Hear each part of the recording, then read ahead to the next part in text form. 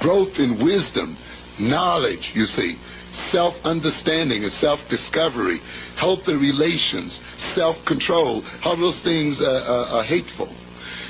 But this is the only way a minority can rule over a majority of people, is by turning their minds backwards so that they love the things that destroy them and hate the things that move them forward.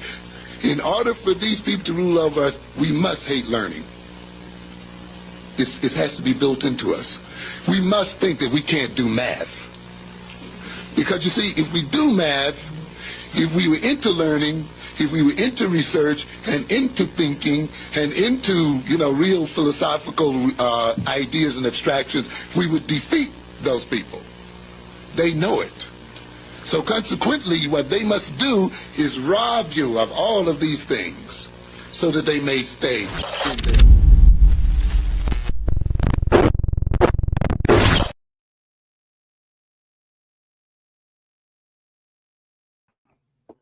Thank you for tapping in. This is Brian HRap B. Williams.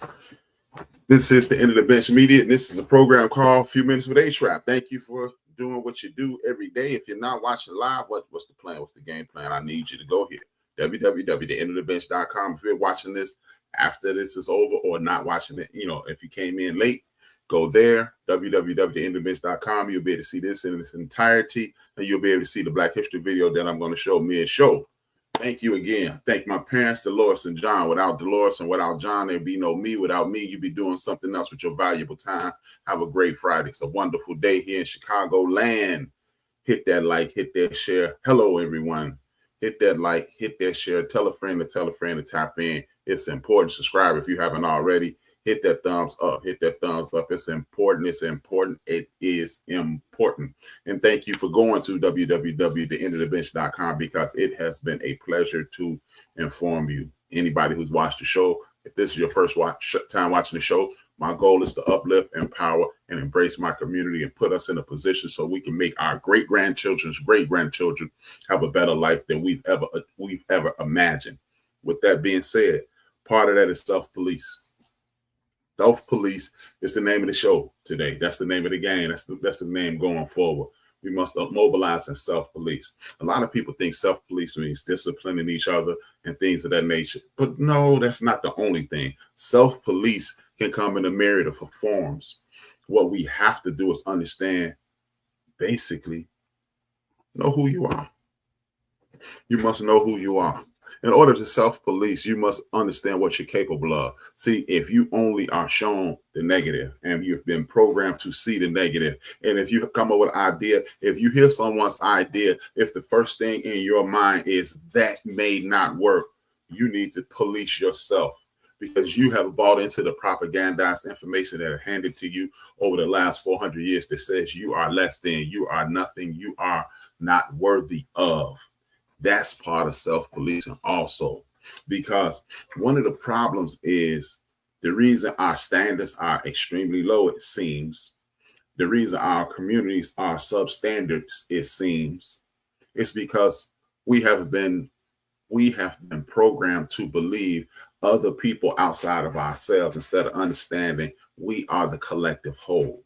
We are the collective whole. We are not one person. We are a multitude of people with different ways of thinking and different ways of seeing things, but we have a one consolidated standard, that is a standard of excellence. Whether you believe it or not, or you see it in front of you or not, we have a standard of excellence. What I want you to know is know who you are. The reason you want to know who you are is because when you know who you are, you understand the value in who you are. You understand what you come from. See, rich people, like I've just recently restarted watching Game of Thrones, and it's this dude, he's a little person, and he walks through the show on a regular basis and says a Lancaster always pays his debts.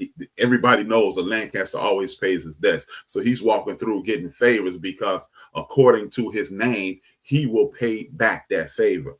According to who you are better than most people on the earth. And if anybody's offended, I'm sorry. It is what it is. We're stronger than most people. We're stronger than anybody. We're smarter than anybody. We're more resilient than anybody because nobody has been through what we've gone through. And I'm saying that. And if you're offended, it is what it is. Deal with it. See, usually I would say, I'm sorry, I don't want to offend you. But nah, it is what it is. These are the truths. These truths are the truth. These are the facts of the universe. Just like if you throw a rock in the air, it's going to hit the ground here on Earth. If you throw a rock in the air, it's going to, if you don't catch it, it will hit the ground. Gravity is real. Just like every morning the sun will come up from one side, go over the top of the sky, and then go towards another part of the country. Those are facts. Black people are the strongest people. Black people in America are the strongest people on the earth. We have literally had our God taken from us, our diet taken from us, our languages taken from us. The way we sing, walk, dance, act, interact was attempted to be removed from us, and we still have the ability to walk around the United States of America and not be angry as all hell every single solitary day. We don't hold a grudge against, by and large, we do not hold a grudge against anybody, but we've been programmed to hate ourselves. Do you understand? We were uprooted and mixed in and told we couldn't even speak our language. We couldn't eat the food that would make us as healthy as possible.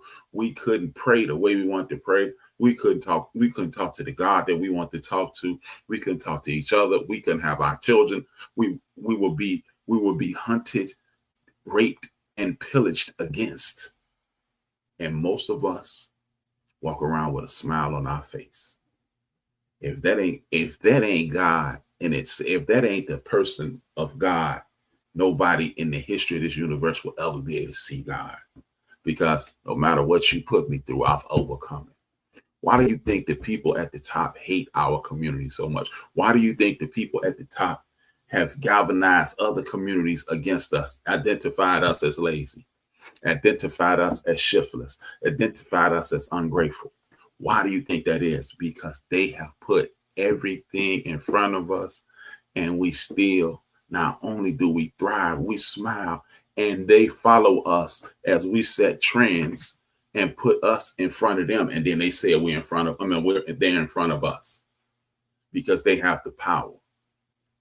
That is divine, which means a supreme being, which means we are better than most people. We're better than everybody on this earth. See, even me, I don't even want to say it. You see how brainwashed I am?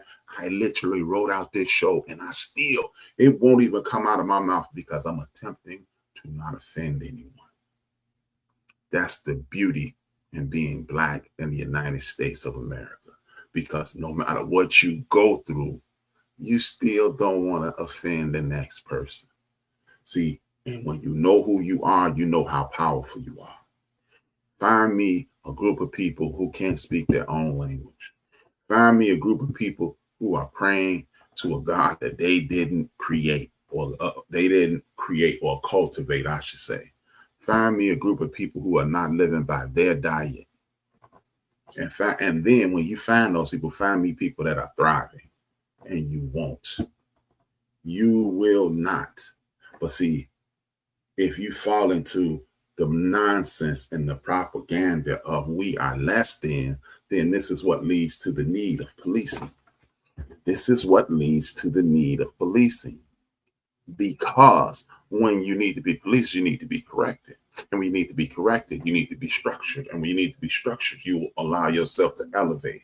And everybody in the power position in the United States of America has done everything they can to keep us out of that position.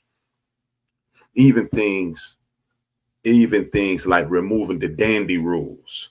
You've probably never heard of the dandy, like fine and dandy, the dandy rules. Do you understand? There used to be a statement of power for Black men and women to dress to the nines, dress their best.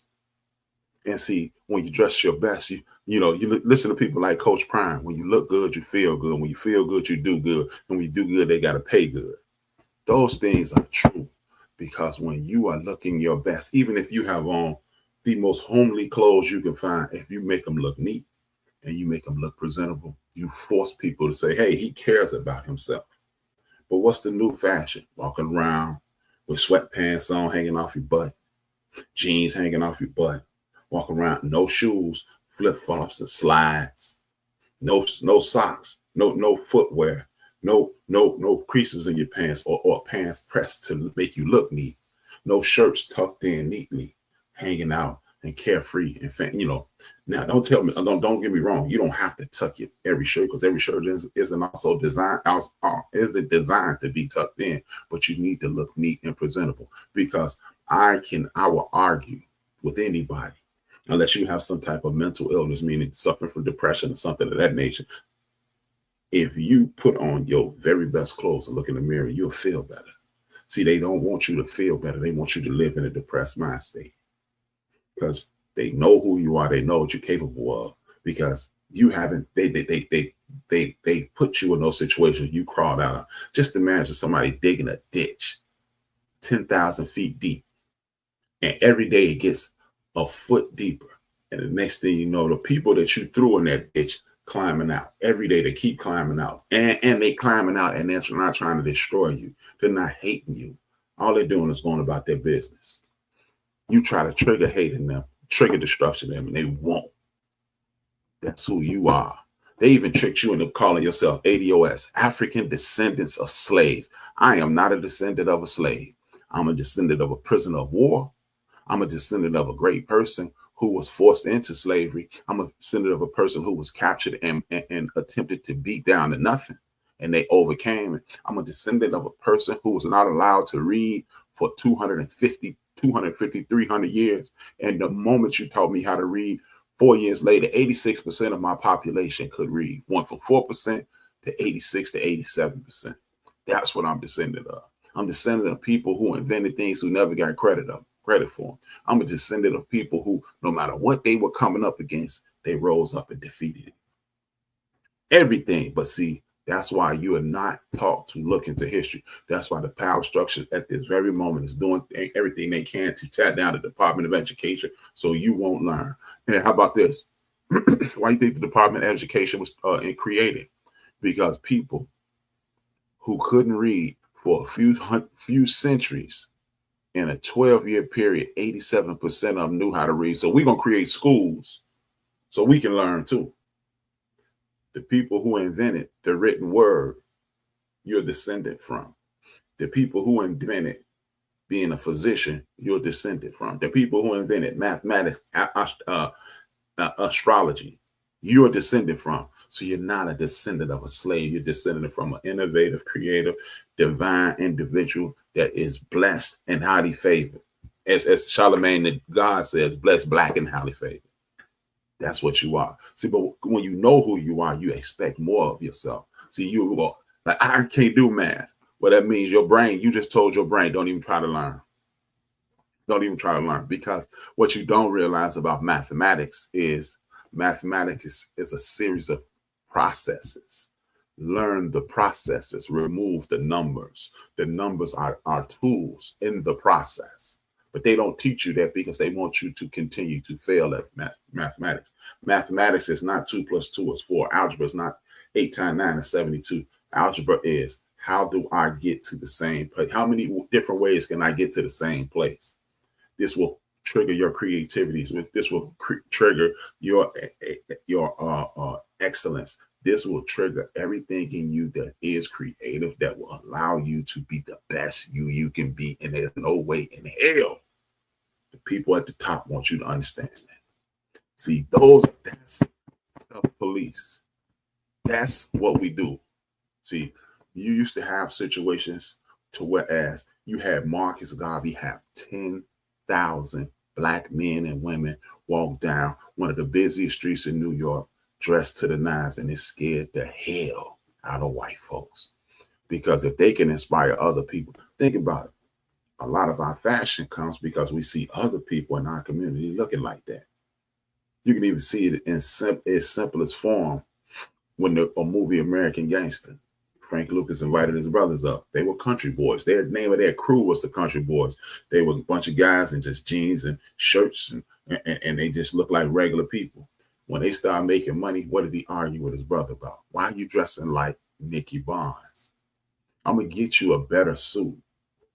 Because you have on a clown costume. Because the people who dress the best, we assume that they are, quote unquote, they are doing better than us, not better than us, doing better than us. Because for me, the reason you are watching me right now is because at age 10, I did not like going to church. And I looked at TV and I saw O.J. Simpson, I saw Bob Costas, I saw Herb Cross, I saw Brent Musburger, and they wore shirts and ties. And I said, hey, they make enough money to support themselves. And they work on Sunday so they don't have to go to church. That's why I got into broadcasting, because I didn't want to go to church. But I figured out, hey, my mother can't be upset with me because I'm going to be dressed the way she wants me to be dressed. I'm going to make the money that she said I should make. And I will be doing what I want to do. I'll be at work. You see what I'm saying? You're inspired by the things you see. So if you want the young ladies in your community, women, to dress better, make sure when you, just like your grandmother, you've never seen your grandmother walk out of her house without looking awesome. My mother never walked out. I've never seen my mother. I lived with my mother for 40 years. My mother passed away when I was age 40. I lived with my mother for 40 years. Not one time did I see her in sneakers. Not one time. The one time she bought a pair, they hurt her feet. She threw them away. Yeah. And I'm not saying that's the way you should dress, but if you want the young ladies to dress better, maybe we need to dress better. Men, you want these young men to pull their pants up off their butts. Never let your son or daughter or nephew or neighbor's child ever see you not looking pristine, not having the best looking jeans you can have on. Now, of course, if they see you working on a car or mowing the lawn, that's different. Or taking out the garbage, but never let them see you in a internet social setting without looking excellent, because then it's a young man that's looking up to me. It's a young man looking up to you. It's a young man looking up to my brother, cousin, uncles, and friends. And each one of us will represent what that young man wants to be. But if you don't know yourself, it's time out. It is never going to happen. Everything stops. We living in a life moving fast forward. We need to hit pause and correct things. Speaking of correction, we need to call out foolishness, nonsense, and bullshit, BS. We have to call out that stuff. There's no room for foolishness anymore. We can no longer accept subpar behavior. I recently heard a young person say, I don't understand why my mom is upset. I only got one F. As if that was acceptable. F's are not acceptable under any circumstances, in any world that anybody that wants to be important lives in. A F is not acceptable. But this young person was under the impression that a F was not horrible. A F is a horrible result. That means you didn't try.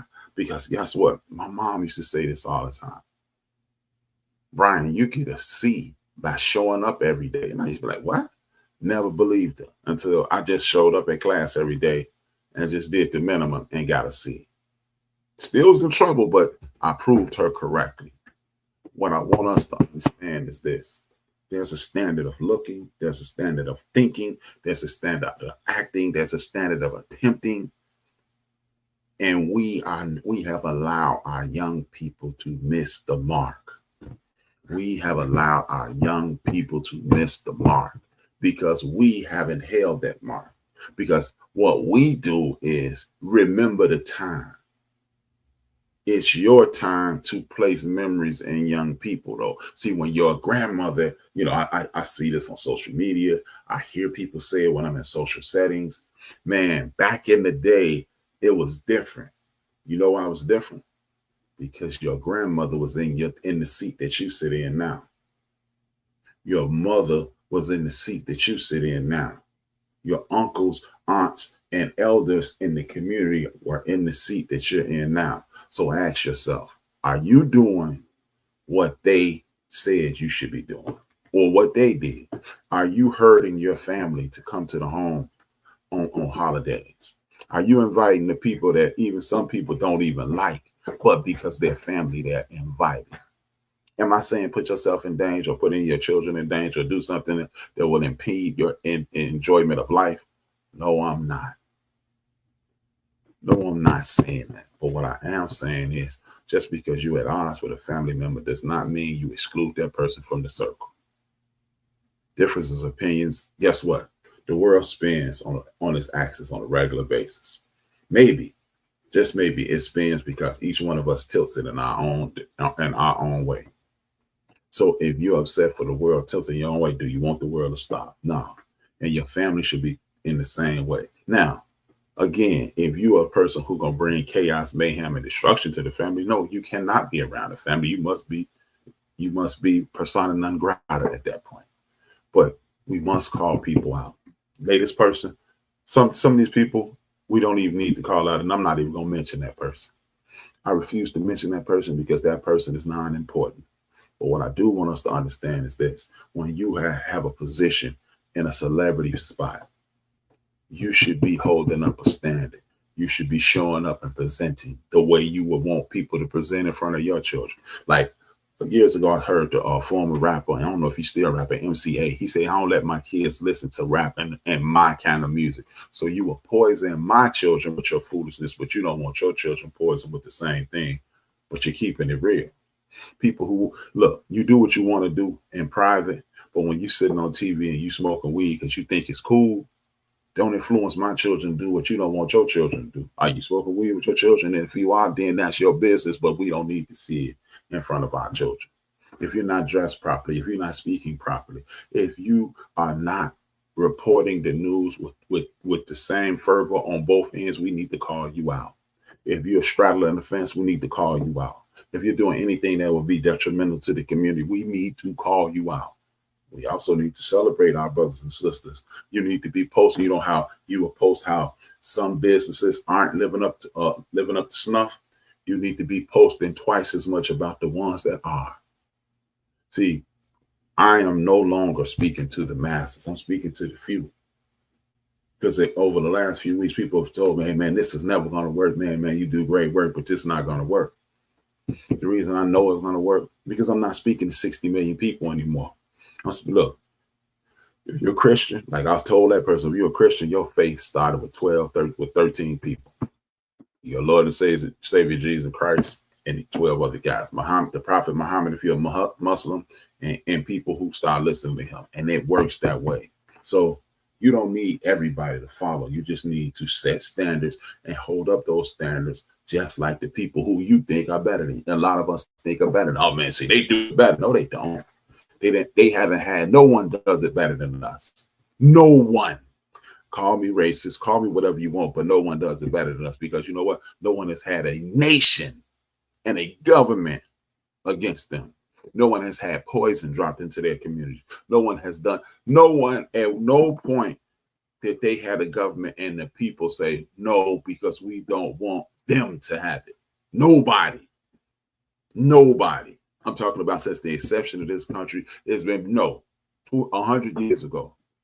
The president wanted to give out free health care, and white people said no, because we don't want black people to have it. The New Deal allowed white people to get land, to get education on how to farm the land and things of that nature, and all the advantages, education loans and things that will uplift their communities collectively. And they wrote us out the deal because, well, we're not going to give it to people who are indentured servants. And who's the most indentured servants? And there are literally laws that say black women had to go work. After World War I, black women had to go work. Why is that significant? Because you're taking me from my child and you having me go raise your child. Skip Bayless thinks it's some type of badge of honor to say, I was raised by this black woman. No, Jack, that was an employee. She was like a mother to me. Yeah. But guess who she wasn't mothering? Her children, because she had to take care of your clown behind. See, this, and we still thrive. And we still have the Frederick Douglasses and the Harriet Tubmans and the Marcus Garveys and the W.B. Du Bois and the Booker T. Washingtons and so on, and so Mary McLeod Bethune, Addie Malone. I can go on and on and on about our greatness. But instead of allowing people to damage us, whether it be with an image, a poor representation of us, or just not looking like the classy, intelligent, empowered, divine being that you are, we need to start, hey, no, we're not accepting that. I'm just keeping it real. You keeping it real stupid. It needs to be a standard. We must reinforce the standard. What you need to do, most of us have family albums. Most of us have elders in our family. Go start talking to them and ask them how they dressed or how they looked and start mimicking that. You want the old school to return? Plant seeds in the ground of old school essence, and you will get a crop of old school behavior, old school standards, old school achievements and accomplishments. Understand, 100 years ago, Dr. King was born in 1929, so a little more than 100 years ago, this guy by the name of Martin Luther King was born. Got a little bit before that, this guy named 100 years ago, a guy named Malcolm X was born, and they became Martin King and Malcolm X in the midst of the tyranny, discrimination, and bigotry that they faced every single day. So how is it that the man gonna hold you back that he didn't hold Martin back, he didn't hold Mega back, he didn't hold A. Philip Randolph back, he didn't hold what's my man name, Ralph Bunche back, he didn't hold Coretta Scott King back, he didn't hold Shirley Chisholm back, he didn't hold Fannie Lou Hamer back. I mean, I can go on again. I can go chapter, book, and verse about people who didn't hold back. So how in the hell can he hold you back with more freedoms? I don't care if that bozo who runs the country, who's at the front of the country right now, he can't hurt you, because you know what? You had flat out open racist Andrew Jackson. Yeah, Andrew Jackson, flat out despicable racist, and they couldn't destroy you. So how can somebody destroy you who's pretending to be your friend, who's marching out buffoon Negroes like Lawrence Taylor? I'm just here to serve you. He says, nobody likes you, and that's what we need to be. Nobody likes you. Like I said, calling out folks, understanding who you are, and understanding what I'm about to show you. This is from History with No Chaser on YouTube. These people are doing excellent work. I want you to watch this video because they're going to give us some knowledge that we definitely need. I'll be back shortly.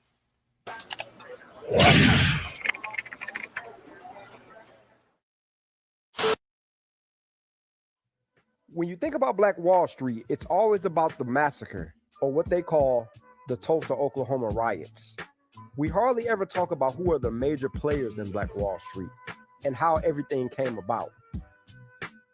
What most people know about it, that it was a successful Black community. White folks got mad over it and they destroyed it. But let's talk about how everything came together. And before we get started, I want to remind you to go back and check out my first video on Black Wall Street where I cover the riot. Inside Black Wall Street, a dollar circulated 36 to 100 times.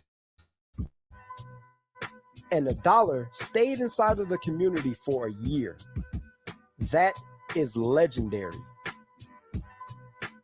And no community anywhere on earth, I don't care where you name, has ever been able to accomplish that.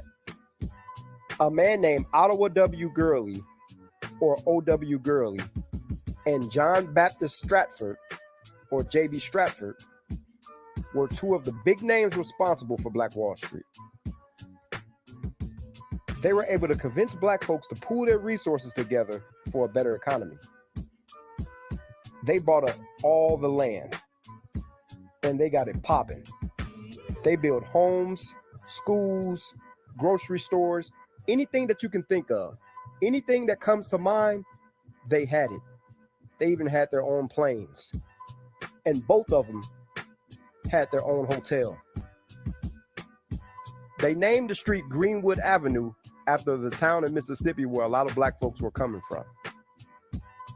O.W. Gurley was born in Huntsville, Alabama on Christmas Day, 1868. He moved to Oklahoma in 1889 during the land rush. And he came to Oklahoma with a mindset of Black empowerment. Do you see what I'm talking about? And if you want to watch the rest of that video, I apologize. If you want to watch the rest of that video, all you have to do is go to History No Chaser here on YouTube, or you can go, as I ask you every week, every day, this week. Go to www.theendofthebench.com, www.theendofthebench.com. You can watch that video in its entirety, and you'll go to History No Chaser, and you get all that information. Thank you for tapping in. But like I was saying, brothers, sisters, ladies, gentlemen, haters, and bitter friends, this is what I want you to understand. Do you understand if somebody could do this? 1868, he was born 3 years after the war was over. The Civil War was over. 3 years after the Civil War was over, and 100 years later, not even 100 years, 30 years, 40 years later, guess what happened? He owned his own hotel, and he had enough money amassed to own a section of town and own his own plane. Do you know how many people who are what we see as very rich, like some of these athletes today that don't even own their own plane? Your average Major League Baseball player, your average NBA player, your average football player, it's 53 men on the football roster. It's about 32 of them that could not afford their own plane right now.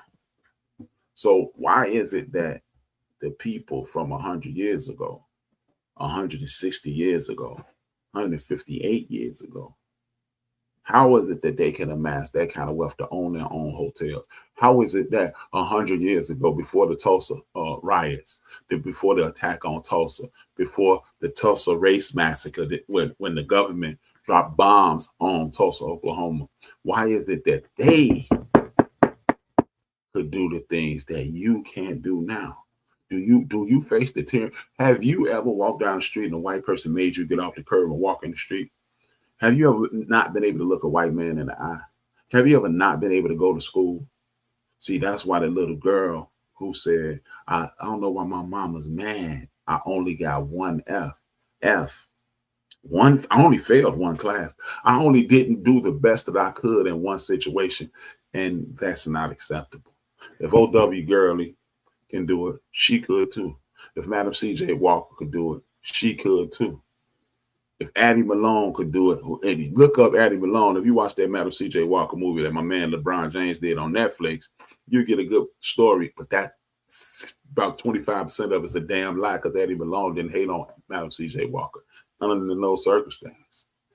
But if they can do it, so can you, young lady, woman who's watching this, girl who could potentially be watching this. You could do it too, because you're not facing, oh man, they trying to take away food stamps. But guess what?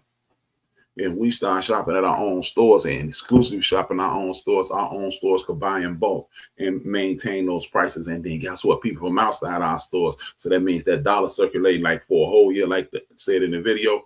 But guess what? We got more people, other people's dollar circulating too, which means if the more you buy, the lower the price. If you buy in bulk, or if you have buy was to have surplus, it shrinks. And when it shrinks, your profit goes up. And when the profit goes up, you can pass that profit along to your children, your grandchildren, and your great-grandchildren's grandchildren, which is the mantra of this show. Let's stop falling for the foolishness. We don't have to not treat each other the right way. We must start setting standards and holding our people accountable. Just because you're black, you're not going to act a damn fool in front of me, and I'm not going to call you out. And if you're not willing to do it, then I understand who you are. And I'm not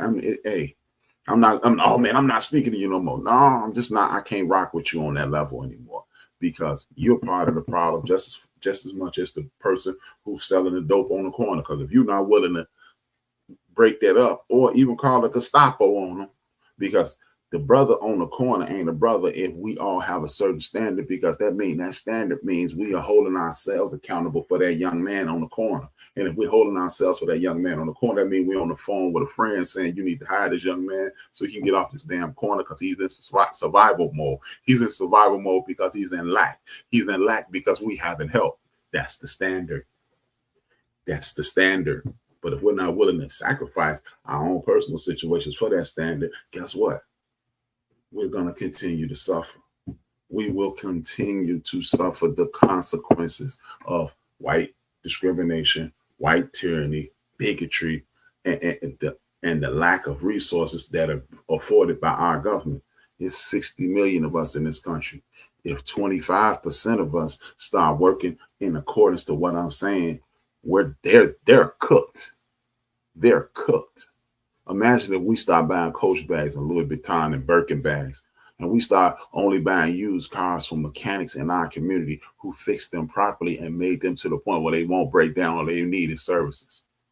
And the only thing we're doing is buying used vehicles from people that we know, and those vehicles running like you wouldn't believe. You know, kind of like they're doing in Cuba. How about that? How about if we go to a University of Georgia, the Alabama University, University of Cal, UCLA, so forth and so on.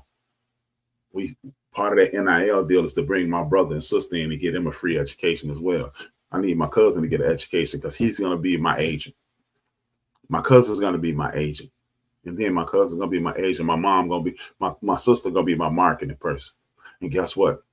All of a sudden, I got a cousin who loves fashion. She's going to design and create my clothes and my look. Now, there's 3 people in my family eating because I can run, jump, and throw. And then I'm going to buy a radio station, and we're going to play the proper music. And then I'm going to buy a TV station. We're going to play the TV shows. We're going to streamline everything. And then what we're going to do is go to things like Blap. Blap, that's an actual app. Blap. And shop with our brothers and sisters. That's what we're going to do. That's what we're going to do. And then we're going to go to Mansa and watch movies on there. And then all the people like Coke and Pepsi and the beer companies and liquor companies, they're going to start advertising in Mansa. And then we be able to leave YouTube. See, if we work together and start calling folks out and setting standards for our community, and never wavering from those standards, and the people, either you fall in line or we not gonna deal with you. You know, kind of like the damn Bible says, man. You ain't judging nobody. Hey, man, God don't want you to do that. You judging them? You doing something wrong by telling them that they out of line for sin? Why is it that you can tell somebody they sinning, but you can't tell somebody to stop stealing? Why is it that you can tell somebody they sinning, but you don't love your brother as you love yourself? Why is it you can't straighten somebody out, but you can quote the Bible to me up until the point where you say, love your wives, love your husband as Christ loved the church. Husband, love your wife as Christ loved the church. But you can't do what you're supposed to do in any other walk of life. But you love quoting that Bible when it's advantageous to you. Well, if you're going to quote it all the way, or don't quote it at all. But I would suggest you quote your Bible, your Quran, your Torah, your Dead Sea Scrolls, wherever you embrace your deity, whether you're Buddhist, whether you Hindu, whether you Christian, or whether you spiritual. You know, that's the new. I'm spiritual. I'm not religious. Another show. I'll do that show one day. Never. But if you can tell me when I'm wrong, when it benefits your faith, tell me when I'm wrong every single solitary day. Or guess what? You're not my friend, and I don't want you as a friend. I have literally stopped being people's friend because they said, yeah, yo, Rap, I ain't think that was going to work. I ain't say nothing. I knew it wasn't going to work right here. And I just go, oh, dig it. And then I've never spoken to people. It's some people in this life that I have never spoken to because of that. Because if you watch me fail and you didn't step up and be my friend, you were never my friend. It ain't nothing. Hey, guess what? I might get in my feelings. I may get angry. But as a mature, emotionally mature, and mentally mature adult, I understand where you were coming from.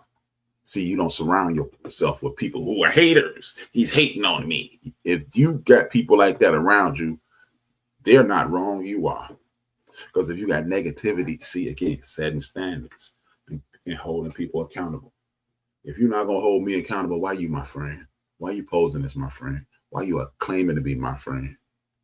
Why you don't call me your brother. Don't call me your friend. Don't call me your homie. Don't call me your cohort. Don't call me anything. Don't call me.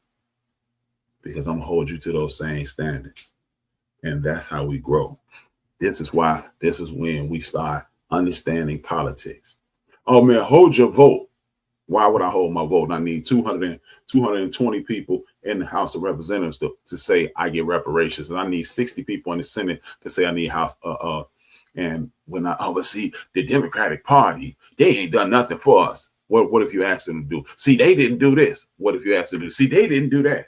Again, you don't have a standard to be held to Nobody's holding your feet to the fire. So you keep regurgitating things that some dummy on TV who used a bunch of big words, who watch this, who sits around and pontificates and condescends towards you and makes you totally irrelevant instead of just talking down to you and treating you like you less than and being dismissive. See, those same words mean the same thing. But because it sound good and that dude wore a suit and he said some things, you believe him. Or it might line up with some of the things that you've been conditioned to believe, you roll with him. We ain't rolling with that no more. Like I said at the top of the show, know who you are. The most important human class on this planet. Yeah. The people in America, the black people in America are the most divine individuals in the history of this world. We have been discriminated. We have been beaten. We have been raped. We have been destroyed. They took our language. They took our God. They took our diet. They've taken our children and wives.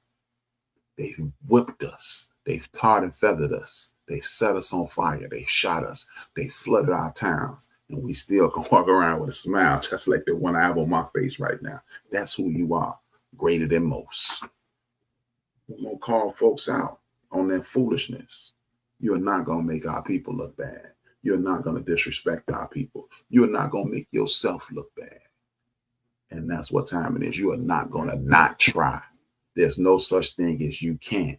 If you've never tried it, how the hell you know you can't? We're not going to do that. And we're going to set standards. Everybody's going to be into politics that's in our circle. We'll get out of our circle.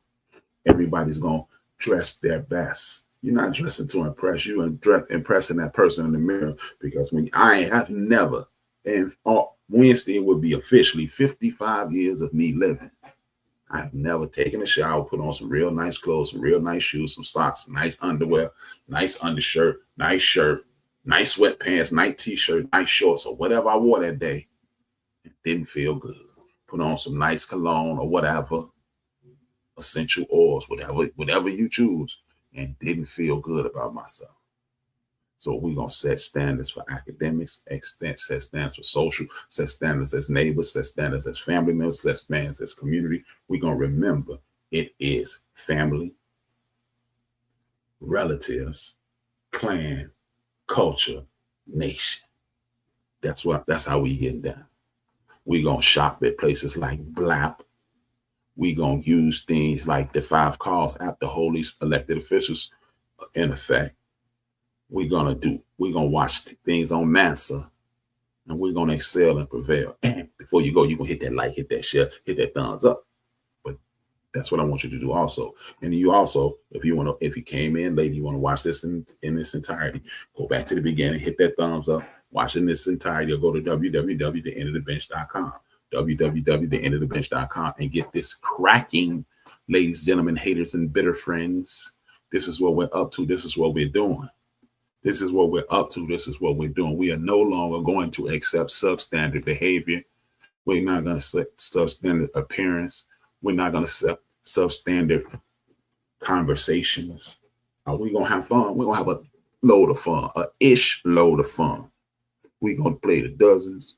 We're going to cook our chicken. Some of us going to eat our pork. We're going to eat chitlins. We're going to do our thing. But we're going to do our thing and look like MLK. We're going to do our thing and look like Malcolm X. We're going to do our thing and look like Coretta Scott King. We're going to look like our young sister Jasmine Crocker right now.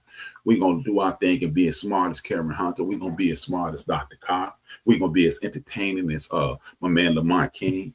And we're going to be as dynamic as my man Eddie Murphy. We're going to be as beautiful as Angela Bassett.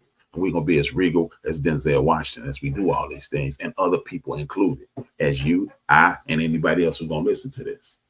But we're no longer going to accept foolishness. We're not going to, as my man Mo say, we're no longer going to accept these dudes sitting around talking about, boss, let me get another butter biscuit. No more butter biscuits for us. With that being said, I'll see y'all tomorrow at 3 p.m. It'll be B-Tray right here on the End of the Bench Media. The End of the Bench Media, thank you for tapping in. Subscribe if you haven't. It's a beautiful thing to share information with my people. I love you guys. I continue to thank you for the support. Y'all actually helped me beat the shadow band that I was in. 2 fingers, 1 word. Watch it to the end. Leave a comment. Let me know where you're calling from, watching from. And stop name calling one another. Stop cursing one another. Stop gossiping about one another. Stop squabbling with one another. Stop being discourteous and disrespectful to one another.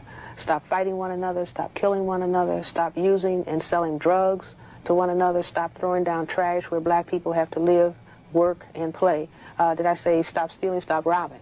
Now, as I said, the pressure of the white supremacy dynamic that forces black people to think negatively about themselves and set up negative environmental conditions will produce these negative behaviors. You see, but that's just like somebody putting you in check from the other side of the board. So you have to learn the tactics and strategies, the behavioral tactics and strategies, do you see, that will stop that from happening. So you're constantly on the offensive and the defense about preserving or evolving and developing a very positive image and concept of self.